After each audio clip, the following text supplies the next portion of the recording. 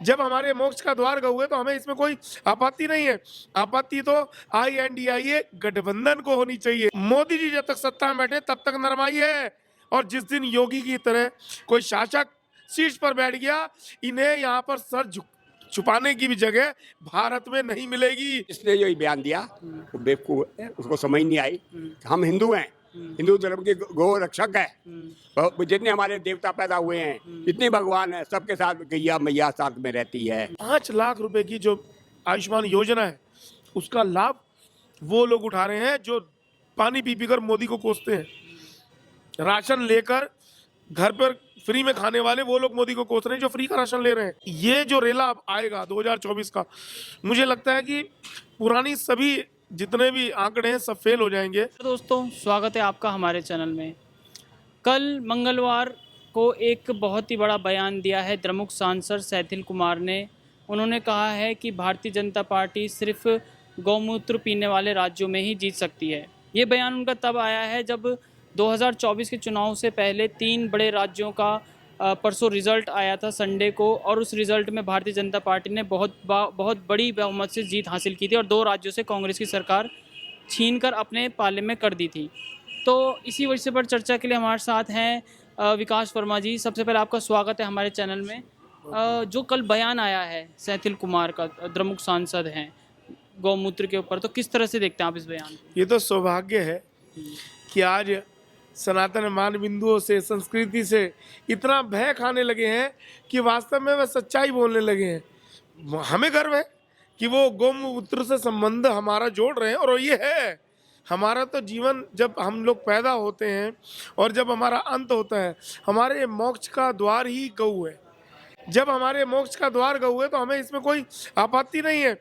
आपत्ति तो INDIA गठबंधन को होनी चाहिए। अखिलेश क्या बयान देंगे, तेजस्वी क्या बयान देंगे, और राहुल गांधी क्या बयान देंगे, जो गाय माता की पूजा करने में भी अग्रणी श्रेणी में रहे हैं। तेजस्वी यादव तो गोपाष्टमी पे कार्यक्रम भी करते हैं, ऐसे ही अखिलेश यादव भी करते हैं। अब जवाबदेही उनकी है।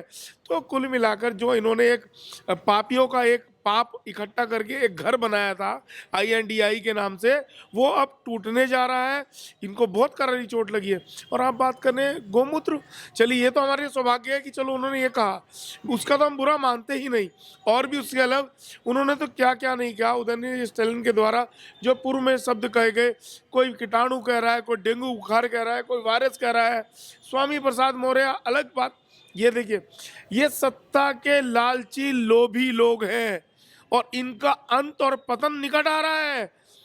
सिर्फ मोदी जी जब तक सत्ता में बैठे तब तक नरमाई है, और जिस दिन योगी की तरह कोई शासक शीर्ष पर बैठ गया, इन्हें यहाँ पर सर छुपाने की भी जगह भारत में नहीं मिलेगी। कुत्ते की तरह दौड़ा दौड़ा कर ये लोग पीटे जाएंगे, जिस प्रकार सनातन का ये लोग उपहास उड़ा रहे हैं।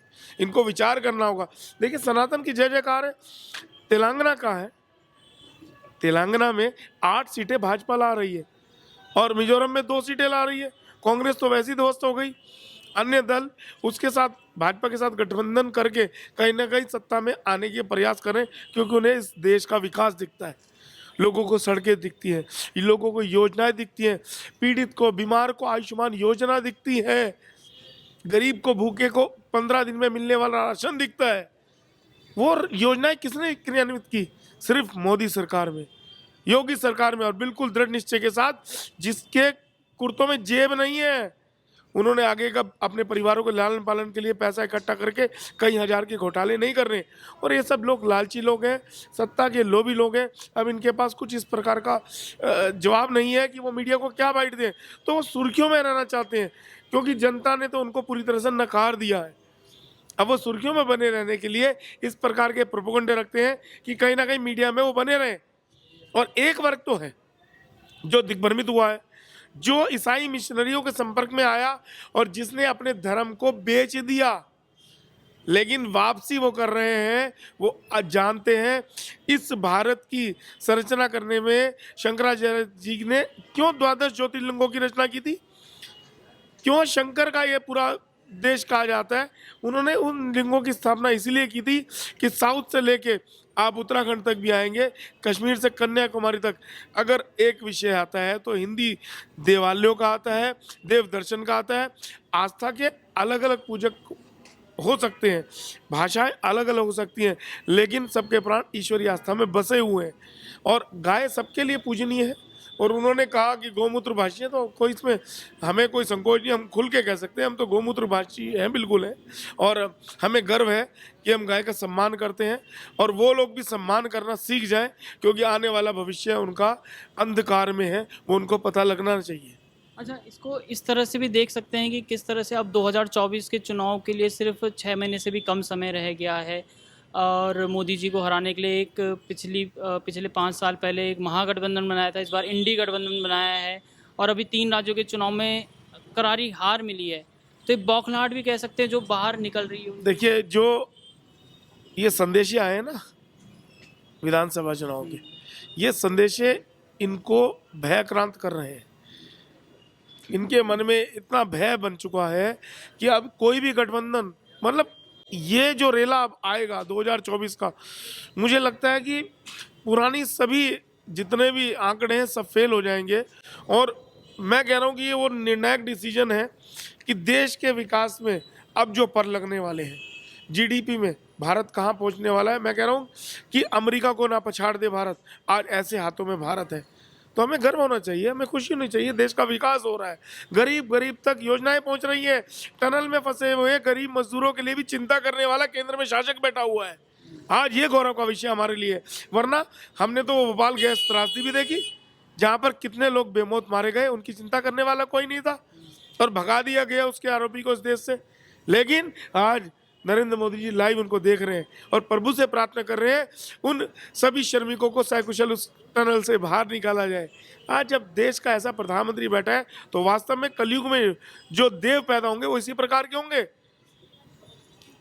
नरेंद्र मोदी और योगी इस भारत देश के लिए देवता ही बनकर आए। अच्छा, टनल का आपने जिक्र किया है, सिलक्यारा में जिस तरह से 41 मजदूरों को सकुशल बाहर निकाला, भले ही थोड़ा लेट हुआ, लेकिन बड़ी बात यह कि सकुशल सबको मतलब ज़्यादा दिक्कत नहीं हुई, कोई कैजुअलिटी नहीं हुई, सबको बाहर निकाल दिया गया।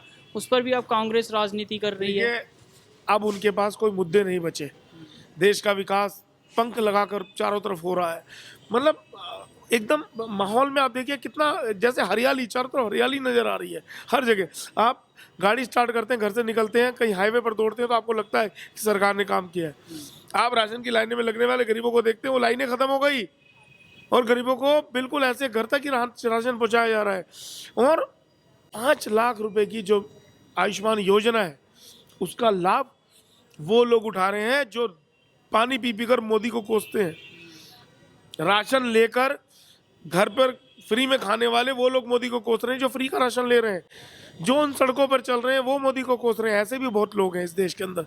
और मेरा तो मानना है कि देश के अंदर लगभग 25 करोड़ लोग वो लोग हैं जो शरीयत को लागू करना चाहते हैं, और वो शरीयत कभी इस देश में लागू नहीं होगी। और उनकी सपोर्ट करने के लिए ये INDI ये गठबंधन तैयार हुआ है। इसका भी मटियामेट होना है और उस विचारधारा का भी मटियामेट होना है जो इस देश को गजवा हिंद की कल्पना के साथ जोड़ने का प्रयास करती थी। तो आज हिंदू संस्कृति का पुनर्जीवन आ रहा है। पूरा विश्व भारत की संस्कृति को जय जयकार कर रहा है और ये लोग भारत का उपहास कर रहे हैं। कहीं ना कहीं चिंतनीय है। और मैंने कह दिया, जब केंद्र में शासक योगी जगह बैठेगा ना, तब इनको यहाँ पर सर छुपाने की जगह भी नहीं मिलेगी। आपका नाम क्या है सबसे पहले? मेरा नाम सुरेंद्र जेठी है। कल एक बयान आया है सेंथिल कुमार का, जो कि द्रमुक सांसद है। उन्होंने कहा है कि भारतीय जनता पार्टी सिर्फ गौमूत्र पीने वाले राज्यों में ही जीत सकती है। वो भी बयान तब आया है जब 3 राज्यों में भारतीय जनता पार्टी ने अपनी जीत हासिल की है। हाँ। क्या कहेंगे इस बयान में? इसके बारे में जिसने ये बयान दिया है वो सबसे बेवकूफ़ आदमी है। सबसे पहले ये देखिए, वो हिंदू, अगर वो अपना हिंदू है, हिंदू धर्म में गाय माता को ईश्वरीय रूप मानते हैं। और जो गौमूत्र है उससे कैंसर का रोग भी ठीक होता है। गौमूत्र ऐसी चीज है, किसी प्रकार के रोग आपके पेट में है, रोज सुबह उठते सार गौमूत्र पियेंगे तो आपके काफी रोगों को लाभ होगा। इसलिए जिसने ये बयान दिया वो बेवकूफ है, उसको समझ नहीं आई। हम हिंदू हैं, हिंदू धर्म के गौ रक्षक है। जितने हमारे देवता पैदा हुए हैं, जितने भगवान हैं, सबके साथ गैया मैया साथ में रहती है, सबको नैया पार कराती है। इसलिए हम चाहते हैं जिसने ये कहा वो अपना बयान के लिए माफ़ी मांगे, तभी ये ठीक रहेगा।